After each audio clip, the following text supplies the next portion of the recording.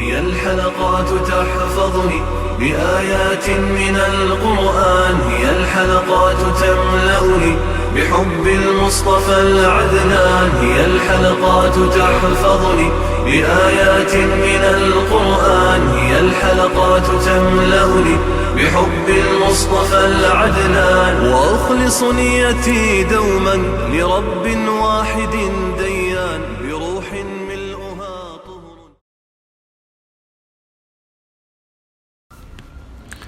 Nisa suresi tefsiri 44. ayetin başlayıp okuyayım inşallah. Elhamdülillah ve salatu ve selam ala Resulillah ve ala alihi ve sahbihi ve sellem. Amma ba'd.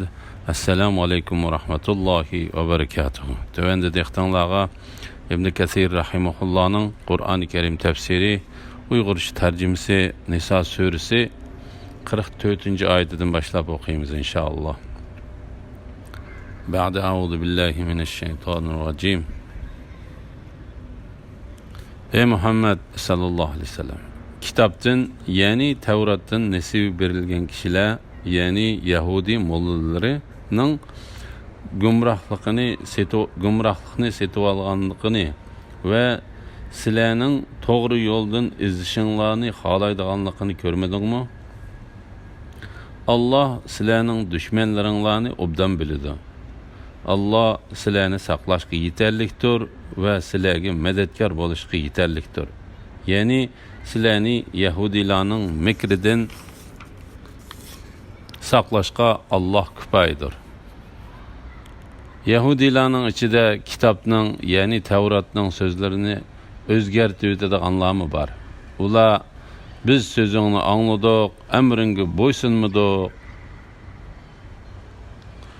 bizga quloq sol, biz sana quloq solmaymiz deydi.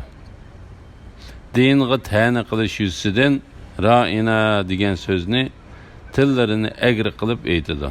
Agar ular yuqorqi so'zlarning o'rniga angladik va bo'ysundik, quloq sol, unzurna desa, ular uchun Allohning dargohida texmi yaxshi, texmi to'g'ri bo'ladi. Lekin küfre sebeplik Allah ularni rahmetidan yiroq qildi. Ularning azg'inisidan boshqasi iymon etmaydi. Yahudilarni ularning azg'inlikni tanlaganligi Tevratning so'zlarini o'rnidan asli ma'nisidan o'zgartib etganligi, tillerini egri qilganligi ve dinga ta'na qilganligi uchun ayiblash to'g'risida. Allah Teala bu ayette Yahudilarning to'g'ri yo'ldan ozg'unlik yo'liga burilib ketganligini, payg'ambarga tushgan narsadan Qur'oni Kerimdan yuz o'rganligi, Muhammed aleyhisselamning sifatlari haqidagi burungi payg'ambarlardan ularga qolgan bilimni yoshirganligini bayon qildi. Sizlarning to'g'ri yo'ldan izlashinglarni xohlaydiganligini ko'rmadingmi? Yani ey mu'minlar, ular sizlarga tushirilgan narsaga, yani Qur'onga kafir bo'lishinglarni va sizlar mengayotgan to'g'ri yo'l va foydali bilimni tashlashinglarni yaxshi ko'rdi. Allah sizlarning dushmanlaringlarni obdan biladi. Allah sizlarni saqlashga yetarlikdir ve sizlarga medetkor bo'lishga yetarlikdir. Yani sizlarni Yahudilarning mekridan saqlashga Allah kifoyadir. Yahudilarning ichida kitobning, yani Tevratning so'zlarini o'zgartib yetadiganlarmi bor. Yani ular Tevratning so'zlarini o'zgartadi ve uni qasddan ve bo'hton choplash yuzidan Allah Teala xohlagandan başka bir ma'no bilan tushundirdi. Ular biz so'zingni angladik, amringga bo'ysunmadik, yani ey Muhammed sallallahu aleyhi ve sellem. Bu Yahudilarning biz so'zingni angladik ve onunda biz sana bo'ysunmaymiz deganligidir. Bu ayetning ma'nosini Mücahid ve İbn Zeyd mu yuqoriga o'xshash bayon qildi. u ma'no bu oyatda ko'z tutilgan ma'nodir. Bu Yahudilarning kufrlikda va qarshilik qilishda uchiga chiqqanligidandir. Yahudilar Alloh taolaning kitobini tushunib bo'lgandan keyin yüz o'rdi. Halbuki ular yüz o'risa o'zlariga bo'ladigan gunoh va jazoni biladi. Bizga quloq sol, biz sana quloq solmaymiz deydi. Ya'ni sen biz degan narsaga quloq sol, sen anglamading. Bu oyatning bu ma'nini bildiradiganligini Zahhak ibn Abbas radhiyallohu anhumadan rivoyat qildi. Sen anglamading degan so'z aslida yaxshi so'z bo'lmasa-mu, lekin Yahudilar bu so'z bilan payg'ambar alayhisalomning gas bo'lib qolishini yoki uning o'lib ketishini ko'zlagandir. Bu yana ularning payg'ambar alayhisalomni mazoq qilishidir. Ularga Allohning la'nati bo'lsin. Dinga ta'na qilish yuzidan ra'ina degan so'zni tillarini egri qilib aytadi. Ular o'zlarining hayliqa so'zidan payg'ambar alayhisalomni tillashni va kamsitishni maqsad qiladi. Biz bu so'zga munosabatlik mazmunlarni yuqorida Alloh taolaning ey mu'minlar payg'ambarga ra'ina deb xitob qilmay unzurna deb xitob qilinglar degan oyatida so'zlab bo'ldik. Shunga Alloh taolo ig'izlarida degan so'zlari bilan ko'nglidagi so'zning qarshisini maqsad qilgan Yahudilar to'g'risida mundaq dedi. Agar ular yuqorqi so'zlarning o'rniga angladik va bo'ysundik, quloq sol, unzurna desa, ular uchun Allohning dargohida texmi yaxshi, texmi to'g'ri bo'ladi. Lekin kufri sabablik Alloh ularni rahmatidan yiroq qildi. Ularning ozg'inisidan boshqasi iymon etmaydi. Ya'ni ularning dillari Alloh taolaning rahmatidan yiroqdir. Shunga ularning dillariga foydali iymondan azroqmi kirmaydi.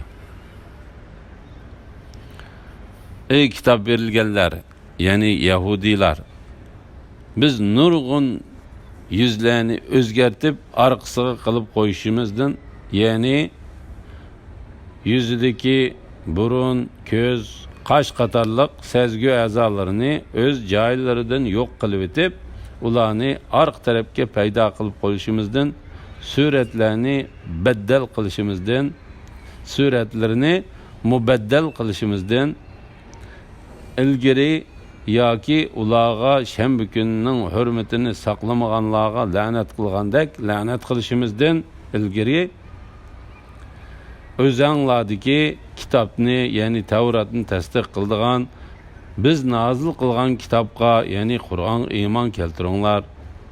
Bo'lmasa yuqorqi ikki baloning biriga uchraysizlar.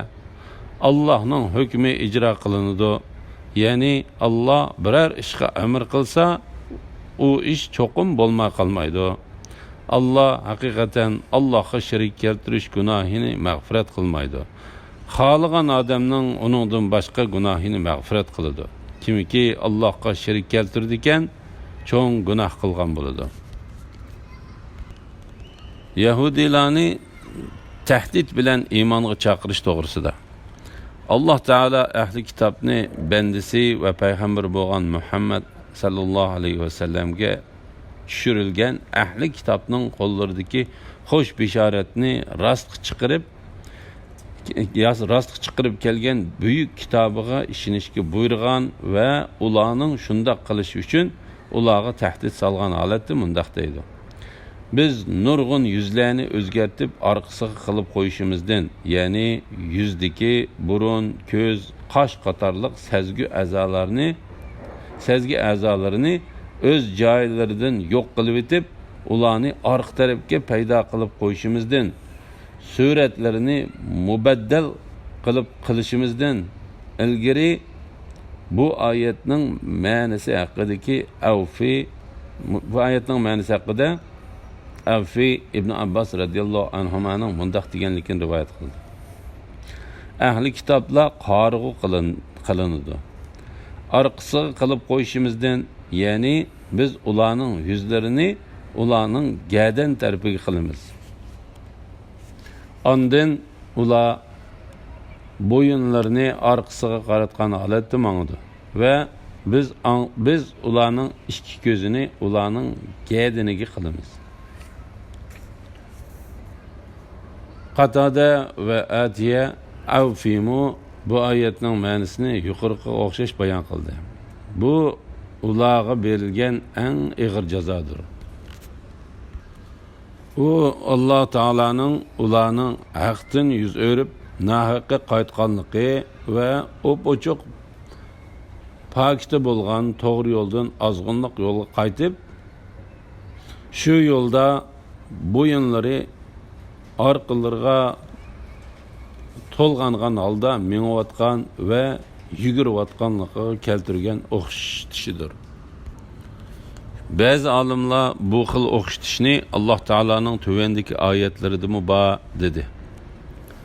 Biz haqiqatan ularning bo'yinlariga ingaklarigacha taqoqlarni taqdik. Shuning uchun ular başlarını egelmeydi. Yani ular imanға boysunmaydı ve imanға baş egmeydi. Ularning oldida bir to'saq, keynida bir to'saq bor. To'saq qildik. Ularning ko'zlarini pardaladik. Shuning uchun ular imanning yo'llari to'silib ketganligi uchun hech narsani ko'ra olmaydi. Ka'b ahbarning bu oyatni anglab islomga kirganligi to'g'risida. Ka'b ahbarning bu oyatni anglaganda musulmon bo'lganligi bayon qilindi. Ibn Jarir Aysa ibn Mughiraning mundaq deganligini rivoyat qildi. Biz İbrahimning qishida Ka'bning musulmon bo'lganligi haqida so'zlashgan edik. İbrahim mundaq dedi. Ka'b Ömer'nin zamanısında İslam'a girdi. Ka'b Beytul Muqaddes'e barmakçı bulup Medine'den öttü. Ömer onun aldığı çıkıp "Ey Ka'b, İslam'a girgen" dedi. Ka'b, "Sizler kitabınlarda Tevrat'ını kötürüşke, yani amel kılışka teklif kılıngan. Andın onu kötürmegenler, yani Tevrat verilgen ve onunla amel kılışka teklif kılınganlar bolsumu, onun amel kılmagan ve hidayetten faydalanmagan Yahudiler xuddi kitap yüklengen eşekке o'xshaydi, yani foydaliq cho'ng kitaplarni ustiga ortib olgan, charchashdan boshqa ulardan hech qanday foydalana olmaydigan eşekке o'xshaydi degan oyatini o'qimamsizlar? Men Tevratni götürdüm dedi. Ondan Ömer onu qo'yib Andın o yolga çıkıp Hims degan yerge yetip barganda o yerlik bir kişinin g'amkin holatda "Ey kitap berilgenler, yani Yahudilar, biz nurg'un yuzlarni o'zgartib orqasiga qilib qo'yishimizdan, yani yüzdeki burun, ko'z, qosh qatorliq sezgi a'zolarini o'z joylaridan yo'q qilib etib, ularni orqa tarafga paydo qilib qo'yishimizdan, suratlarini mubaddal qilishimizdan ilgari iymon keltiringlar" degan oyatni o'qiganligini angladi. Ka'b o'zining oyatda deyilgandek bo'lib qilishidan qo'rqib, "Ey Rabbim, men iymon etdim. Ey Rabbim, men musulmon bo'ldim" deb ketdi. Ondan Ka'b Yamandagi bola chaqalarining qishiga qaytib, ularni musulmon qilib elib keldi. Yoki ularga shanba kunining hurmatini saqlamaganlarga la'nat qilingandek la'nat qilishimizdan ilgari, ya'ni shanba kuni hiyla bilan beliq tutishga uringan kishilar la'nat qilganimizdek maymun va cho'shqilarga o'zgarib ketdi. Ularga oid qissani Alloh xolasa sura A'rafda to'liq bayon qilamiz. Allah'ın hükmü icra kılınıdı. Yani Allah birer işe emir kılsa, o iş çokum bulmay kalmaydı. shirik keltirguchilar tavba qilmasa mangu kechirilmaydiganlik to'g'risida. Allah haqiqatan Allohga shirik keltirish gunohini mag'firat qilmaydi. Ya'ni Alloh taolo o'ziga shirik keltirgan holatda yo'liqqan biror bandaning gunohini kechirmaydi. Xohlagan odamning uningdan boshqa gunohini mag'firat qiladi. Imom Ahmad Abu Dardan payg'ambar alayhisalomning mundaq deganligini rivoyat qildi.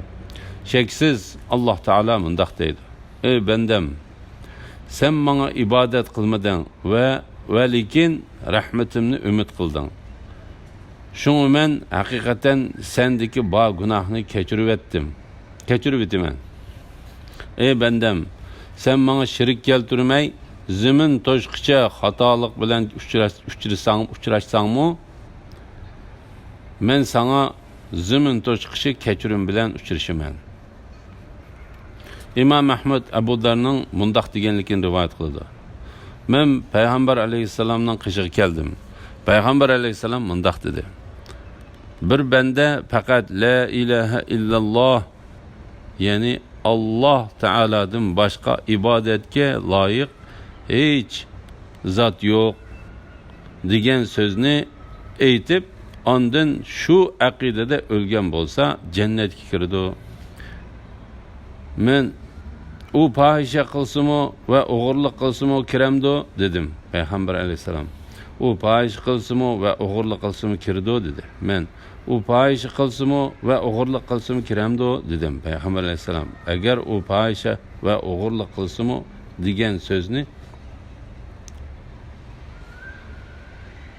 degan so'zni 3 qatim takrorladi" dedi. Ondan Payg'ambar alayhissalom 4-chi qatimida Abu Dar'ning o'ylaganidek bo'lmadi dedi. Ondan Abu Dar ishtinini so'ragan peti chiqib, agar Abu Dar'ning o'ylaganidek bo'lmasimi dedi. Keyin Abu Dar bu hadisni o'qib bersa, agar Abu Dar'ning o'ylaganidek bo'lmasimi deydi.